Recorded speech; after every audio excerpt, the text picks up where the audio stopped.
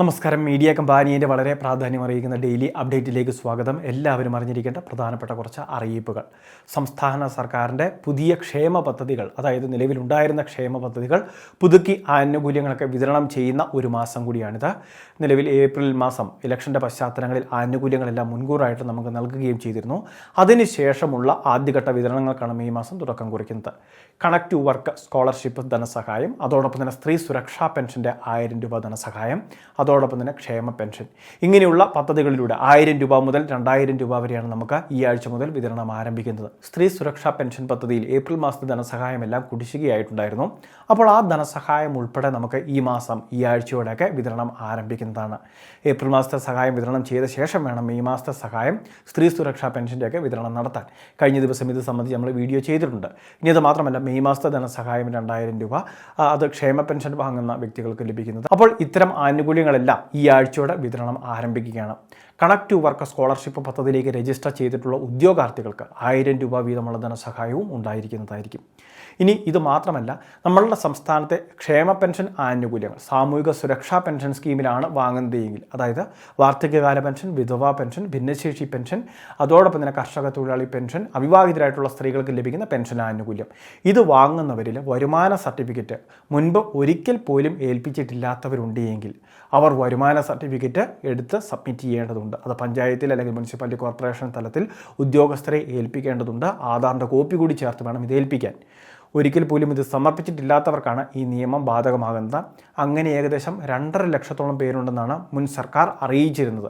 ഇളവുകളോടെ, അതായത് ഈ ജൂൺ മാസം 30 വരെയാണ് സമയമുള്ളത്. അതിനുശേഷം ഈ ഒരു വരുമാന സർട്ടിഫിക്കറ്റ് സമർപ്പിക്കാത്തവരെ പുറത്താക്കുന്നതായിരിക്കും. പെൻഷൻ പദ്ധതിയിൽ നിന്ന് അവരെ സസ്പെൻഡ് ചെയ്യുന്നതായിരിക്കും. ഇനി വരുമാന സർട്ടിഫിക്കറ്റ് സമർപ്പിക്കുമ്പോൾ ശ്രദ്ധിക്കുക, നമ്മളുടെ കുടുംബ വാർഷിക വരുമാനമാണ് ഇത് ഇവിടെ കാണിക്കുന്നത്. 1 ലക്ഷത്തിന് മുകളിൽ വാർഷിക വരുമാനം ലഭ്യമായി കഴിഞ്ഞാൽ, അങ്ങനെയാണെങ്കിൽ നമുക്ക് പിന്നീട് പെൻഷൻ അർഹത ഉണ്ടായിരിക്കുന്നതല്ല. രണ്ടാമത്തെ മറ്റൊരു പ്രധാനപ്പെട്ട അറിയിപ്പ്, സപ്ലൈകോ വഴി സ്ത്രീകൾക്ക് പ്രത്യേക ഓഫർ 11-ാം തീയതി മുതൽ ആരംഭിക്കുകയാണ്.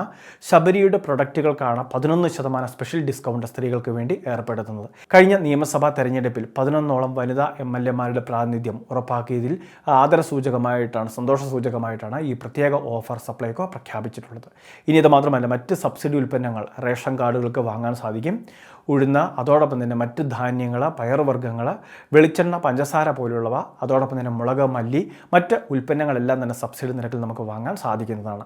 റേഷൻ കാർഡുമായിട്ട് റേഷൻ കടകളിൽ എത്തിച്ചേർന്ന ആനുകൂല്യങ്ങൾ വാങ്ങുന്ന കാര്യം കാർഡ് ഉടമകൾ ശ്രദ്ധിക്കേണ്ടതാണ്. 2 മാസത്തെ റേഷൻ ആനുകൂല്യങ്ങളുടെ വിതരണമൊക്കെ നടന്നുകൊണ്ടും ഇരിക്കുകയാണ്. ഏറ്റവും അവസാനത്തെ പ്രധാന അറിയിപ്പ്, സ്ത്രീകൾക്ക് വേണ്ടി പ്രത്യേക വായ്പാ പദ്ധതിക്ക് വേണ്ടിയുള്ള അപേക്ഷകൾ ഇപ്പോൾ വനിതാ വികസന കോർപ്പറേഷൻ വിളിച്ചിരിക്കുകയാണ്. അപ്പോൾ അപേക്ഷ വയ്ക്കാൻ താല്പര്യമുള്ളവരെല്ലാം അപേക്ഷകൾ സമർപ്പിക്കുന്നതിന് വേണ്ടി ശ്രദ്ധിക്കുക.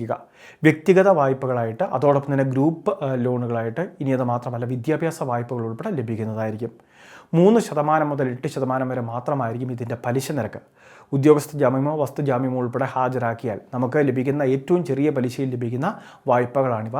അപ്പോൾ വനിതാ വികസന കോർപ്പറേഷൻ്റെ വെബ്സൈറ്റ് സന്ദർശിച്ച് ആപ്ലിക്കേഷൻ ഫോമുകൾ ഡൗൺലോഡ് ചെയ്യാം. അല്ലെങ്കിൽ വനിതാ വികസന കോർപ്പറേഷൻ്റെ ഓഫീസ് അഡ്രസ്സിൽ വിളിച്ച് അന്വേഷിച്ച ശേഷം ബന്ധപ്പെട്ട നടപടിക്രമങ്ങളെല്ലാം പഠിച്ച ശേഷം അപേക്ഷകൾ വയ്ക്കുകയും ചെയ്യാവുന്നതാണ്. അയൽക്കൂട്ടങ്ങൾക്ക് പ്രത്യേക വായ്പാ പദ്ധതിയുണ്ട്. ഗ്രൂപ്പ് വായ്പകൾ ആ രീതിയിൽ ലഭിക്കും. അല്ലെങ്കിൽ പേഴ്സണൽ ലോണായിട്ട് വേണ്ടവർക്കും 4% മുതൽ 8%-ലാണ് പലിശ നിരക്കിലാണ് നമുക്ക് ഇത്തരത്തിൽ ലോണുകൾ ലഭിക്കുന്നത്. വളരെ പ്രധാനപ്പെട്ട കുറച്ച് ഇൻഫർമേഷൻ ഷെയർ ചെയ്തത്. ഇതുപോലുള്ള അറിയിപ്പുകൾക്ക് ചാനൽ സബ്സ്ക്രൈബ് ചെയ്യുക, ഫോളോ ചെയ്യുക.